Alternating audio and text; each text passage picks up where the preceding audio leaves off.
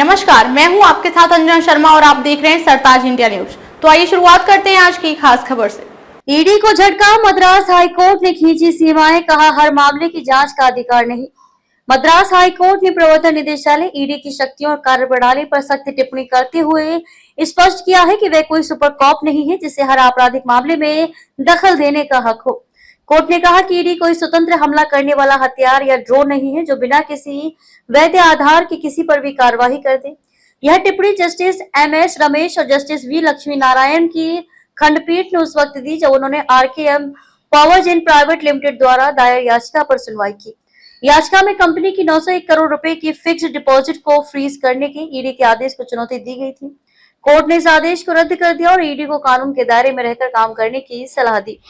Court की तीखी टिप्पणी, खंडपीठ ने कहा कि धन शोधन निवारण अधिनियम PMLA के तहत कार्यवाही करने के लिए आवश्यक है कि पहले कोई पूर्व निर्धारित अपराध यानी कि प्रेडिकेट ऑफेंस मौजूद हो। अगर ऐसा कोई अपराध नहीं है तो ईडी की कार्यवाही को जायज नहीं ठहराया जा सकता। अदालत ने ईडी की कार्यवाही की तुलना एक लिम्पेट माइन से की, ऐसा हथियार जिसे चलाने के लिए जहाज यानी कि अपराध की पृष्ठभूमि आवश्यक है। कोर्ट ने यह भी जोड़ा कि ईडी का दायरा तभी शुरू होता है जब कोई अपराध हुआ हो और उस अपराध से वित्तीय लाभ कमाया गया हो, लेकिन अगर अपराध ही नहीं है तो उस लाभ की भी कोई वैधता नहीं रह जाती, जिससे ईडी की पूरी कार्यवाही अनुचित हो जाती है। ईडी के पुराने आदेश पर भी सवाल। RKM पावरजेन प्राइवेट लिमिटेड की तरफ से वरिष्ठ अधिवक्ता B कुमार ने दलील दी कि ईडी की कार्यवाही पुराने अदालती आदेशों की अवहेलना है। उन्होंने बताया कि ना तो कोई नया तथ्य पेश किया गया और ना ही कोई ठोस आधार, फिर भी ईडी ने कंपनी की फिक्स डिपॉजिट पर 31 जनवरी को रोक लगा दी।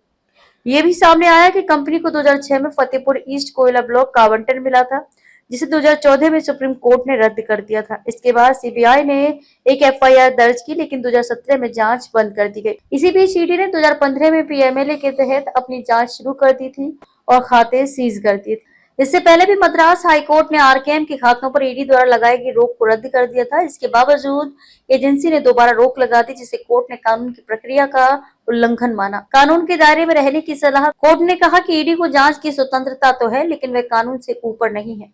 बिना किसी आधार के किसी की संपत्ति फ्रीज करना नागरिक अधिकारों का उल्लंघन है। साथ ही कोर्ट ने यह भी स्पष्ट किया कि ईडी को हर मामले में हस्तक्षेप का अधिकार नहीं दिया जा सकता।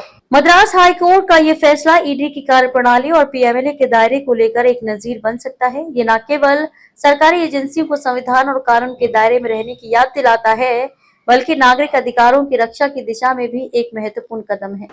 खबरों में अब तक ले बस इतना ही। फिर होगी आपसे मुलाकात कुछ ऐसी ही खास खबरों के साथ। तब तक ले नमस्कार और देखते रहिए सरताज इंडिया न्यूज।